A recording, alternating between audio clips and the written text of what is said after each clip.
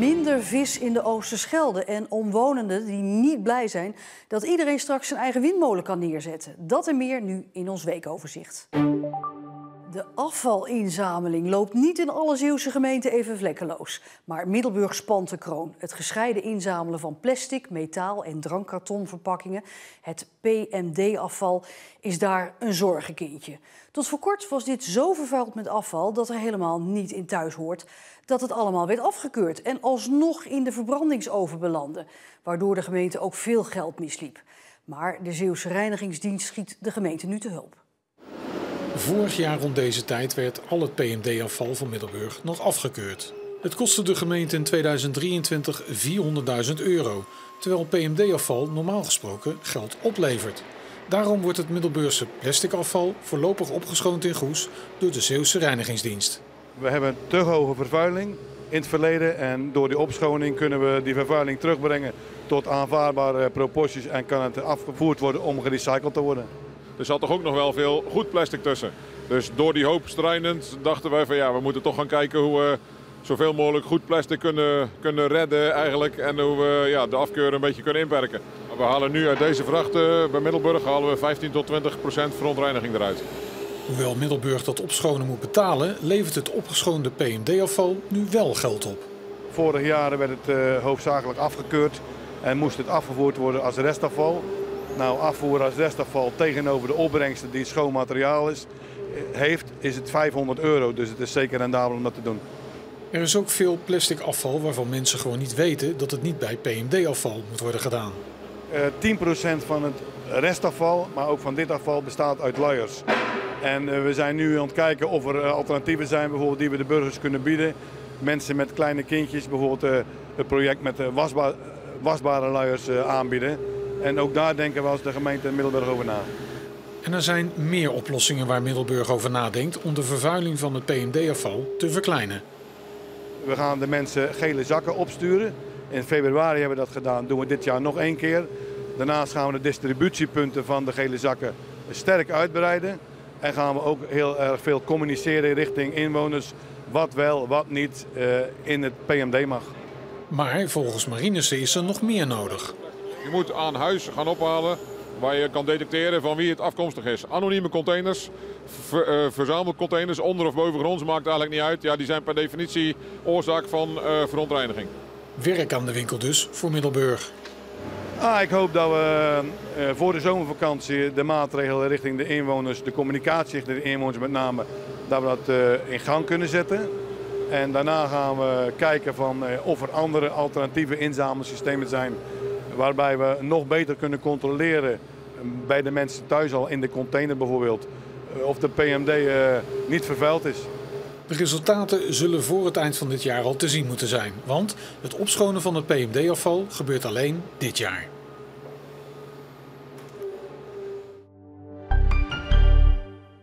Inwoners van Sluiskil voelen zich gesterkt nu het onderzoeksprogramma Argos heeft aangetoond wat zij zelf al jaren vermoeden.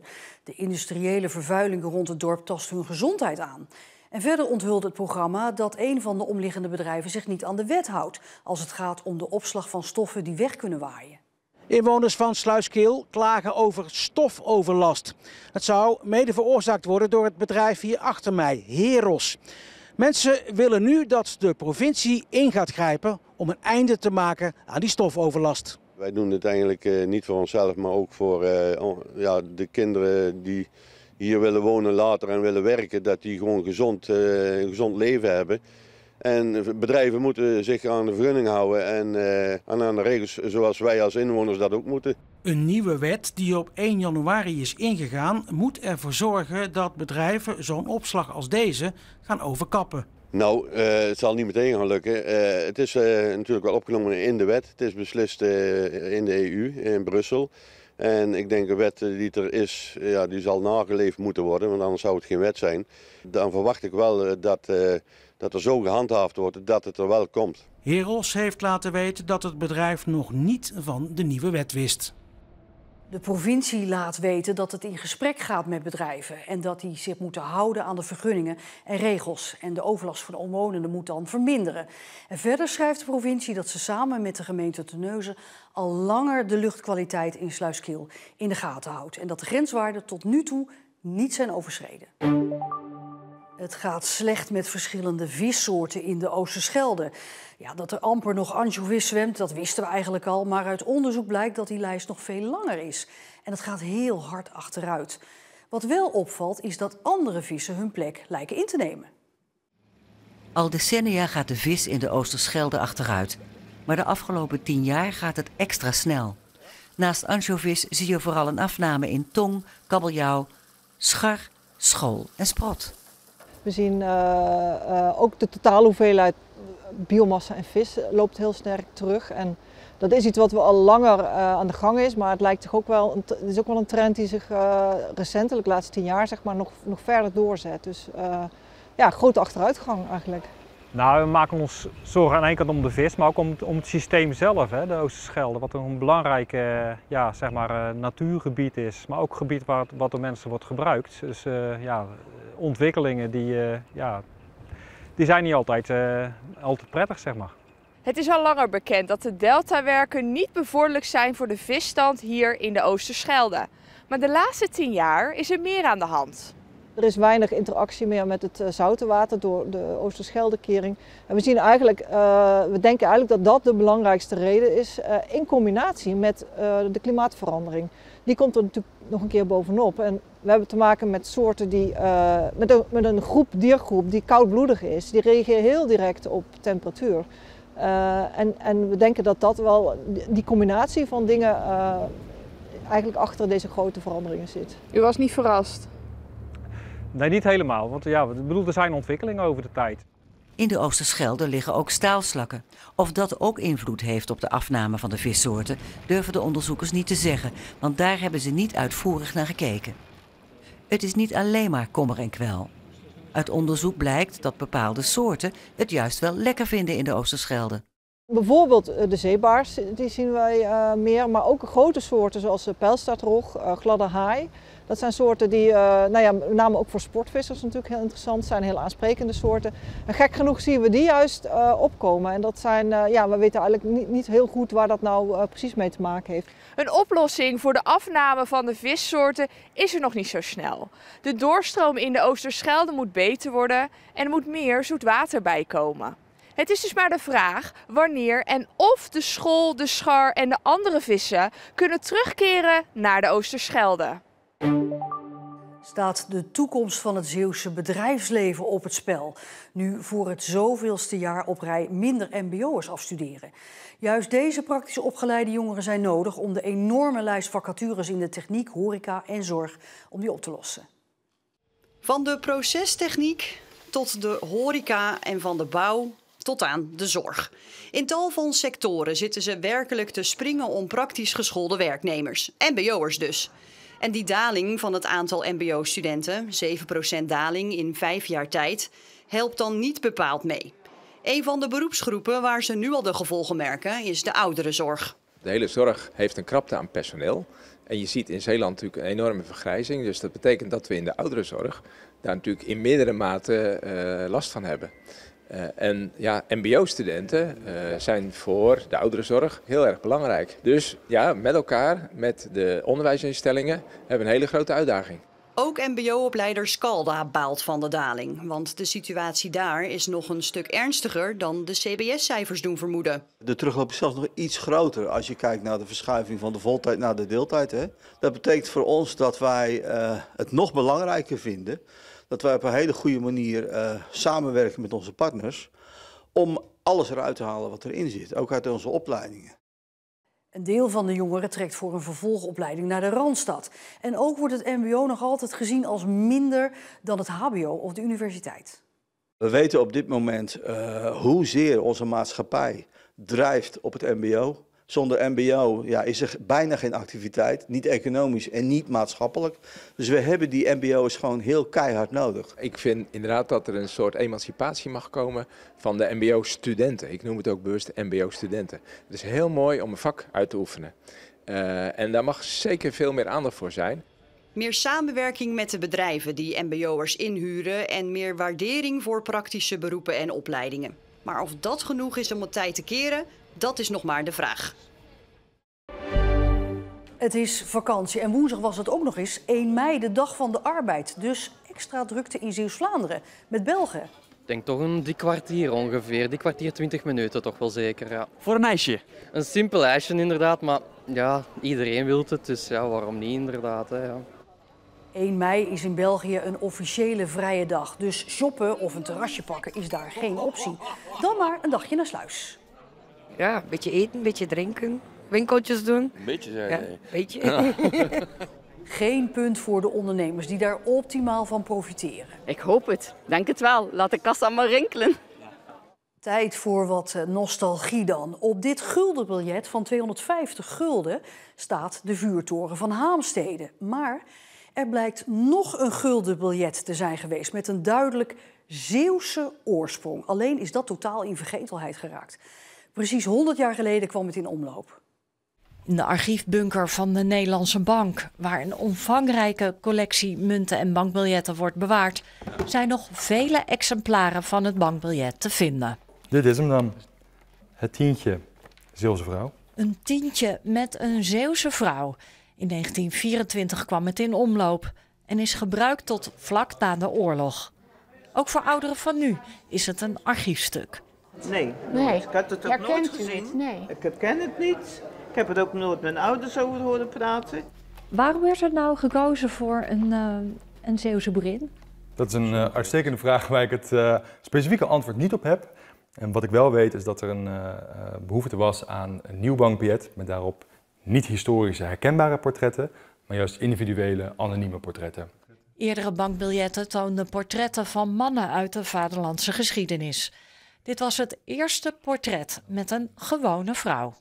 Het onderzoek van DNB wees uit dat de gebruiker minder geneigd was bij historische portretten om echt goed naar die bijzonderheden te kijken. Dus wat zijn de veiligheidskenmerken? Hoe kan ik zien of het een echt biljet is? Dus toen had de DNB zoiets van, we gaan nieuwe biljetten uitgeven. En dat doen we niet historische portretten, maar individuele modellen. Anoniem. En daar is dit biljet eigenlijk de eerste van. Uit de eerste schetsen blijkt dat aanvankelijk een andere Zeeuwse streekdracht op het ontwerp stond. Het oorspronkelijke ontwerp, deze klederdracht, dat is precies de klederdracht hoe katholieke mensen de Zuid-Beverlandse klederdracht dragen. Het is aangepast naar de traditionele klederdracht voor protestantse mensen uit Zuid-Beverland. Want een katholieke boerin, dat kon niet in die tijd op een bankbiljet? Nee, dat is wel een conclusie die we daaruit kunnen trekken. Het biljet werd niet door iedereen met gejuich ontvangen en had al snel de bijnaam kop en schotel. Veel mensen waren daar eigenlijk niet blij mee. Alsof iedereen hier in klederdracht zou lopen. En het zou een beeld bevestigen dat men in het buitenland had van Nederland, waarin alleen klompen en molens te zien waren. In 1945 wordt het bankbiljet alweer uit de roulatie genomen. En dat herinneren ouderen zich nog wel. Want er waren zoveel zwarte handelaren geweest, Nederlandse handelaren, die zwart geld verdiend hadden in de oorlog. Wat deed die minister? Heel verstandig. Al het geld wordt uit de handel genomen in Nederland. En dan voerde ik voor iedereen per week 1 tientje in. Iedereen kreeg als gezin per week 1 tientje. Het biljet dat erna kwam was weer traditioneler. Het biljet met de Zeeuwse vrouw kwam in de archieven terecht. Landschapsvervuiling, daarvoor vreest de heemkundige kring Walcheren. De gemeente Veren wordt volgens de organisatie al ontsierd door de vele minicampings. En nu komen daar ook nog eens een keer windmolens bij op boerenerven. 3 windmolens per boerenerf. Dat wil het gemeentebestuur toestaan aan boeren in een groot deel van de gemeente Veren.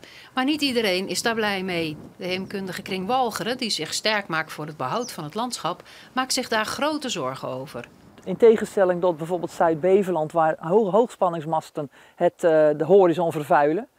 En Noord-Beverland, waar je her en der ook die windmolens ziet verschijnen, zijn wij op Walcheren nog gezegend met een open landschap zonder horizonvervuiling. Het Walcherse landschap is al zwaar belast door het grote aantal minicampings bij boerenbedrijven, vindt Polderman. De gemeente Veren heeft ruim 160 minicampings. Dat is meer dan waar ook in Nederland.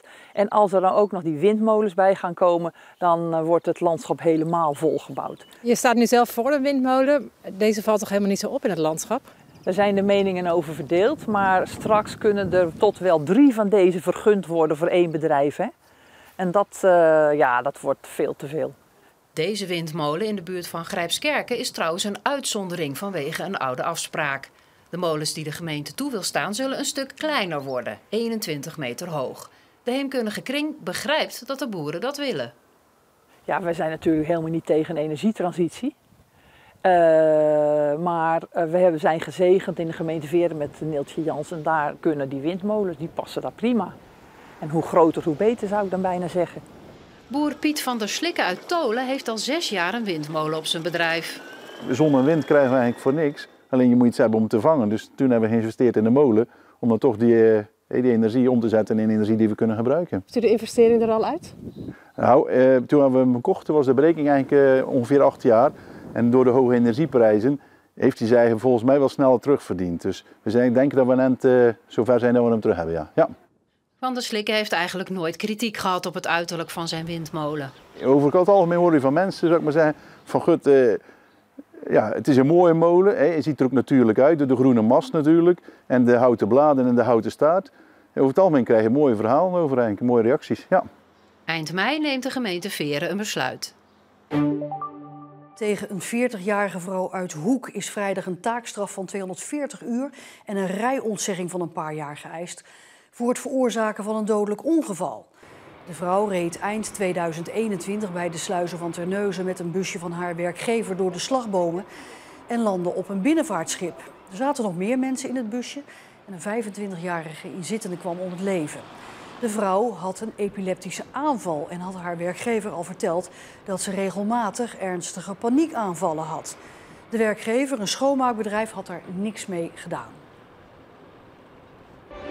Another world is possible. We are unstoppable. Another world is possible. Klimaatactivisten van Extinction Rebellion en de groep Kappen met Kolen hebben vrijdagmiddag de ingang bij havenbedrijf Ovet in Vlissingen geblokkeerd. Ovet verscheept jaarlijks miljoenen tonnen steenkool. En de klimaatactivisten eisen dat het bedrijf hier direct mee stopt, omdat kolen een groot aandeel hebben in de CO2-uitstoot. De politie kwam kijken, maar vertrok naar een ID-controle weer. En eerder vrijdag wilden de activisten een schip dat afkomstig was van Ovet klemzetten in de sluis van Hans Weert. Maar eenmaal daar bleek het schip geen kolen te vervoeren, maar een heel ander product. En daarop besloot de groep naar het bedrijf zelf te gaan om daar dus te protesteren. En daarmee zijn we aan het einde gekomen van dit weekoverzicht. Nog een hele fijne zaterdagavond en graag tot morgen.